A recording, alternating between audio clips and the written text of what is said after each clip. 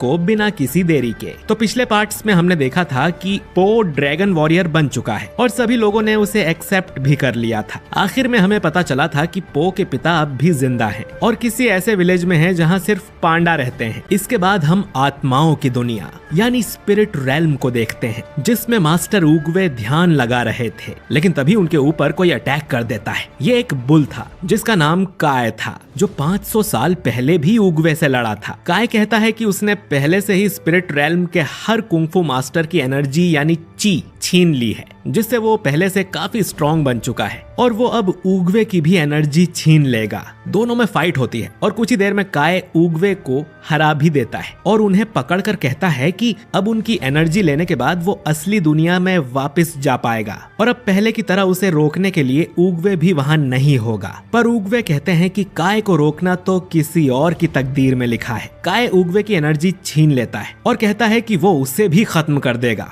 जो उसे रोकने वाला है। इसके बाद काय यहाँ से गायब हो जाता है। यहाँ पो अपनी धमाकेदार एंट्री के लिए काफी प्रैक्टिस कर रहा था, क्योंकि उसका कहना था कि अगर वो धमाकेदार एंट्री करते हैं तो उनके दुश्मन पहले से ही डर जाएंगे। फिर वो सभी शिफू के पास आ जाते हैं और वो उन्हें बताते हैं कि आज से वो उन्हें ट्रेनिंग नहीं देंगे, अब से पो फ्यूरियस 5 को ट्रेनिंग देगा और वही है उनका नया मास्टर। ये सुनकर पो मना करने लगता है, पर शिफू वहाँ से चले जाते हैं, जिसके बाद पो को मानना ही पड़ता है और वो सभी को ट्रेनिंग देने लगता है। पर पो ट्रेनिंग में सब खराब कर देता है और सभी को काफी चोट भी लगती है। उसी शाम को पो काफी निराश होता है क्योंकि वो उन्हें कुछ भी सिखा नहीं पाया। तभी शिफू भी उसके सामने आ जाते हैं और पो को बताते हैं कि उगवे ने पो के अंदर कुछ स्पेशल देखा है, जिसकी वजह से उन्होंने पो को ड्रैगन वॉरियर बनाया और आज तक शिफू खुद भी वो नहीं देख सके जो उगवे ने पो के अंदर देखा था। तभी शिफू एक मुरझाए हुए फूल में जान डालकर उसे वापस खिला देते हैं। ये देखकर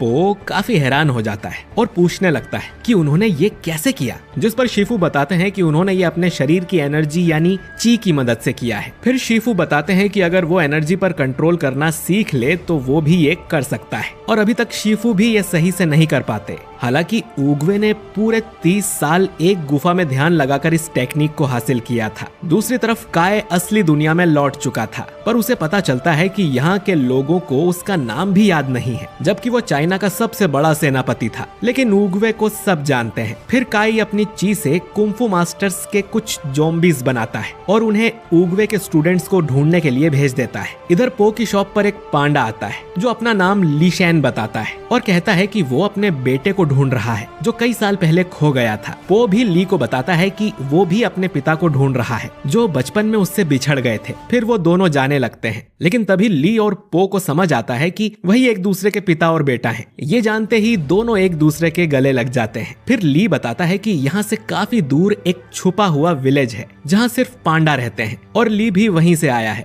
उसका बेटा पो जिंदा है, ये बात उसे ब्रह्मांड से पता चली थी। फिर पो ली को जेड हाउस लेकर जाता है ताकि उन्हें पो पर नाज हो, लेकिन पिंग इससे थोड़ा निराश दिख रहे थे क्योंकि उन्हें लग रहा था कि पो अपने असली पिता के आने की वजह से उन्हें भूल जाएगा। जिसके बाद बहुत सारी सीढ़ी चढ़कर पो और ली जेड हाउस पहुंच जाते हैं। अंदर जाकर पो उन्हें सारी चीजें दिखाने लगता है। पो और उसके पिता दोनों एक जैसे ही होते हैं और वहाँ रखी हर कीमती चीज छेड़ने लगते हैं। काफी जल्दी वो दोनों मिलकर हर चीज को बेकार कर देते हैं, पर उन्हें काफी मजा आता है। तभी वहाँ शिफू और फ्यूरियस 5 आ जाते हैं, जिन्हें देखकर पो और ली रुक जाते हैं। फिर पो सभी को ली से मिलवाने लगता है, लेकिन तभी उन्हें पता चलता है कि विलेज पर अटैक हो गया है। ये जानकर सभी विलेज की मदद के लिए निकल जाते हैं, पर वहाँ जाकर वो सभी देखते हैं कि ये सब तो वो महान योद्धा हैं जो सालों पहले मर चुके हैं, लेकिन वो सभी हरे रंग के हो गए थे। लेकिन फिर काफी देर की फाइट के बाद पो और उसके साथी उन ज़ॉम्बीज को पकड़ने में कामयाब हो जाते हैं। लेकिन काई भी उन ज़ॉम्बीज की आंखों से ये सब देख रहा था और वो पो से कहता है कि वो जल्द ही इन सब की ची भी छीन लेगा।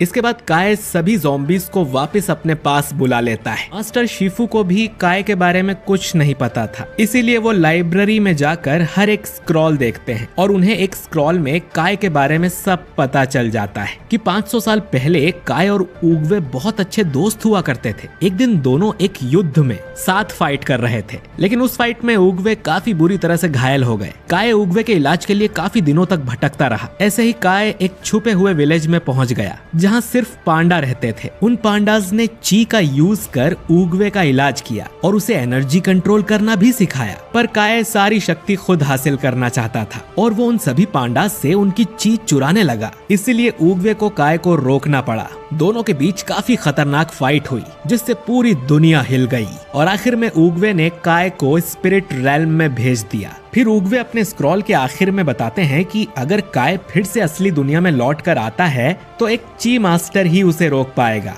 पो शिफू से कहता है कि वो जरूर काय को रोक सकते होंगे, पर शिफू बताते हैं कि वो ची मास्टर नहीं है क्योंकि वो तो काफी मुश्किल से एक फूल को ही खिला पाते हैं। तभी ली पो से कहता है कि वो उसे एनर्जी कंट्रोल करना सिखा सकता है, पर इसके लिए पो को उसके पांडा विलेज में चलना होगा। पो भी इसके लिए मान जाता है और ली के साथ छुपे हुए पांडा विलेज के लिए निकल पड़ता है। काफी दूर आने के बाद पो खाना खाने के लिए रुकता है और बैग खोलता है तो देखता है कि उसके पिता पिंग भी उसके साथ आ गए हैं और पिंग बहाना बनाता है कि वो तो पो के खाने का ख्याल रखने के लिए उनके साथ चल रहा है। जिसके बाद बहुत दिनों के सफर के बाद सभी पांडा विलेज में पहुंच जाते हैं और पांडा को वो जगह काफी पसंद आती है। साथ ही वो विलेज काफी ज्यादा सुंदर भी था। ली पो को सभी लोगों से मिलवाता है और सभी लोग पो के वापस आने की खुशी में पार्टी भी करते हैं। दूसरी तरफ मेंटिस और क्रेन काय को ढूंढने गए थे, लेकिन वो उन्हें पकड़ लेता है और उनकी एनर्जी भी कैद कर लेता है। वहीं ली पो के साथ होता है और पो वहाँ काफी मजे कर रहा था, पर वो ली से पूछता है कि वो एनर्जी को कंट्रोल करना कब तक सीख जाएगा। ये सुनकर ली थोड़ा शांत होता है और कहता है कि जल्द ही पो सीख ही लेगा। फिर ली पो को अपने घर ले जाता है और पो को उसकी मदर की फोटो दिखाता है, जिसे देखकर पो थोड़ा इमोशनल हो जाता है और अपनी मदर के बारे में काफी सारी चीजें पूछने लगता है। दूसरी तरफ शिफू को पता चलता है कि सभी कुंफू मास्टर्स गायब होते जा रहे हैं और इसके पीछे काय का हाथ है। वो हर मास्टर की एनर्जी छीन रहा है और हर फाइट के बाद पहले से ज्यादा स्ट्रॉन्ग बनता जा रहा है। तभी उनके पास भी काय आ जाता है। काय कहता है कि वो उगवे का सबसे अच्छा दोस्त था और उसने उगवे के लिए काफी कुछ किया, लेकिन आखिर में उगवे ने उसे धोखा ही दिया और वो उगवे से जुड़ी हुई हर चीज को मिटा देगा। शिफू के स्टूडेंट्स काय से फाइट करते हैं, लेकिन काय अब काफी स्ट्रॉन्ग हो चुका था और वो सभी को काफी आसानी से हरा भी देता है और उनकी भी एनर्जी अपने अंदर ले लेता है। पर शिफू टाइग्रेस को बचा लेते हैं और उसे इस सब के बारे में पो को बताने के लिए कहते हैं। इसके बाद काय उगवे की मूर्ति का इस्तेमाल कर जेड महल को तबाह कर देता है और फिर शिफू की भी एनर्जी अपने अंदर ले लेता है और उन्हें भी एक लॉकेट में बदल देता है। अब काय का अगला निशाना पो और बाकी पांडा थे। वहीं इधर पो काफी मजे कर रहा था, लेकिन तभी वहाँ काफी बुरी हालत में टाइग्रेस आ जाती है और पो को बताती है कि काय ने चाइना के हर मास्टर की एनर्जी ले ली है और उसने शिफू और बाकी दोस्तों को भी अपने कब्जे में कर लिया है। साथ ही अब काय पो को मारने इस विलेज में आ रहा है और यहाँ रहने वाले हर पांडा को भी। फिर टाइग्रेस पो से पूछती है कि क्या उसने एनर्जी पर कंट्रोल पाना सीख लिया है। पो इसका कोई जवाब नहीं दे पाता और अपने फादर से कहने लगता है कि अब तो वो एक पूरा पांडा बन चुका है, तो अब उन्हें उसे वो टेक्निक सिखा देनी चाहिए। पर ली अब भी मना कर रहा होता है, जिस पर पो पूछता है कि ऐसा क्यों। तभी ली चिल्ला कर कहता है कि क्योंकि उसे भी ऐसा कुछ नहीं आता, वो लोग पहले ये किया करते थे पर अब नहीं। ये सुनकर पो ली से पूछता है कि उन्होंने उससे झूठ क्यों बोला, जिस पर ली बताता है कि पो का वहाँ रुकना खतरे से खाली नहीं था, इसीलिए वो उसे झूठ बोलकर यहाँ ले आए थे। ये सुन पो काफी निराश हो जाता है। पो देखता है कि पूरे पांडा विलेज के लोग काय के आने की खबर सुनकर डर गए थे और यहाँ से भागने की तैयारी में थे। फिर पो काय से लड़ने के लिए ट्रेनिंग करने लगता है और वहीं काय पो के पैरों के निशान देखकर विलेज तक आ रहा था। इधर पो टाइग्रेस से कहता है कि उसे बस काय के करीब जाना है और अपनी वूशी फिंगर होल्ड वाली मूव से वो काय को वापस स्पिरिट रेल्म में भेज देगा। पर टाइग्रेस कहती है कि काय के साथ उसकी ज़ॉम्बी आर्मी भी होगी, जिनके रहते पो कभी काय के पास नहीं जा पाएगा। तभी पो के दोनों पिता सभी गांव वालों के साथ यहाँ आते हैं और काय को हराने में वो पो की मदद करना चाहते थे। पर पो कहने लगता है कि आप लोग कभी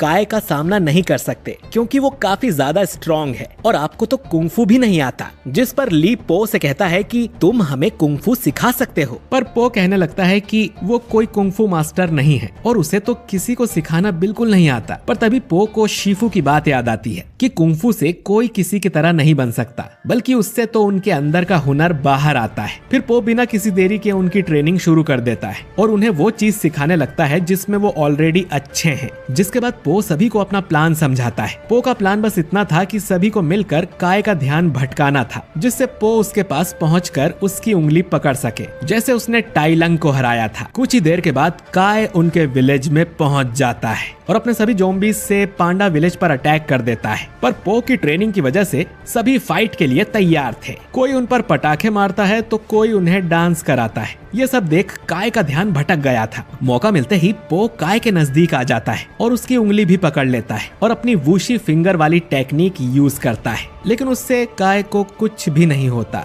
ये देखकर पो काफी हैरान हो जाता है और काय बताता है कि ये टेक्निक सिर्फ जिंदा लोगों पर काम करती है और काय तो पहले से ही स्पिरिट रेल्म से आया है, यानी वो एक भूत है। इसके बाद काय सभी ज़ॉम्बीज को अपने अंदर बुलाकर पो की धुलाई कर देता है। सभी लोग पो के पास आते हैं और पो उन्हें भागने को कहता है क्योंकि उसके साथ साथ अब उनकी जान भी खतरे में है। तभी वहाँ काय भी आ जाता है और पो की बेइज्जती करते हुए कहने लगता है कि क्या उसे सही में लगा था कि वो उसे उस बेकार टेक्निक से स्पिरिट रेल्म में भेज सकता है। लेकिन पो को कुछ समझ आता है और वो काय से कहता है कि मैं तुम्हें स्पिरिट वर्ल्ड में भेज तो नहीं सकता, पर अपने साथ लेकर तो जा सकता हूँ। तभी पो काय को पकड़ लेता है और वूशी फिंगर टेक्निक अपने ही ऊपर इस्तेमाल करता है, जिससे पो काय के साथ स्पिरिट वर्ल्ड में चला जाता है और यहाँ सिर्फ फूल की पंखुड़ी रह जाती है। लेकिन इधर काय बहुत गुस्से में आ जाता है और पो को पकड़कर इसे भी अपना गुलाम बनाने लगता है। दूसरी तरफ ली सभी से पो की मदद करने को कहता है, उसे उनकी जरूरत है। फिर सभी पो के सेक्रीफाइस को याद करते हैं और पूरे दिल और दिमाग से पो को अपनी ची ट्रांसफर करते हैं। उनका तरीका काम भी आता है और पो को उनकी एनर्जी मिलने भी लगती है, जिससे पो काय की कैद से छूट जाता है और एक ची मास्टर में ट्रांसफॉर्म हो जाता है और अब पो पहले से काफी ज्यादा स्ट्रांग हो चुका था। फिर पो एक गोल्डन ड्रैगन बना देता है और उससे काय की काफी धुलाई करता है। पर अब भी काय पो से कहता है कि वो एक दिन पो की चीज जरूर ले लेगा,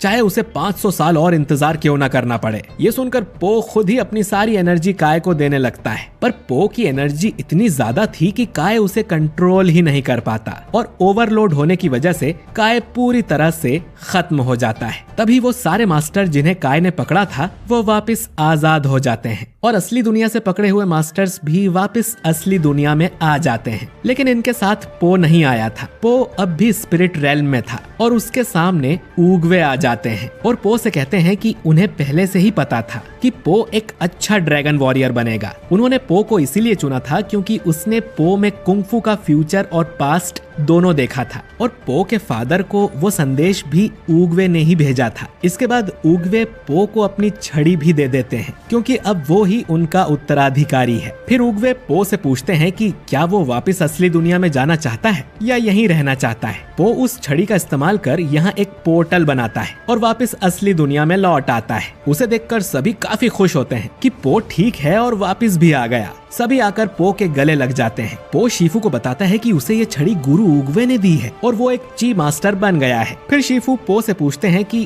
क्या वो उसे भी ची कंट्रोल करना सिखा सकता है, जिसके बाद सभी पांडा भी पो के विलेज में ही आ जाते हैं और पो सभी को कुंग-फू और ची कंट्रोल करना सिखाने लगता है और ये फिल्म यहीं पर खत्म हो जाती है। तो दोस्तों, इस सीरीज का चौथा पार्ट कुछ ही महीनों में रिलीज होगा, जिसमें पो को नया ड्रैगन वॉरियर चुनना होगा और उस पार्ट में टाइलंग की भी वापसी होने वाली है। तो अगर आपको ये मूवी अच्छी लगी हो तो वीडियो को लाइक करें और चैनल को सब्सक्राइब करना बिल्कुल ना भूलें। अब मुझे कौन सी फिल्म एक्सप्लेन करनी चाहिए कमेंट करके जरूर बताइए। मैं मिलता हूँ आपसे बहुत ही जल्द एक नए वीडियो के साथ। शुक्रिया।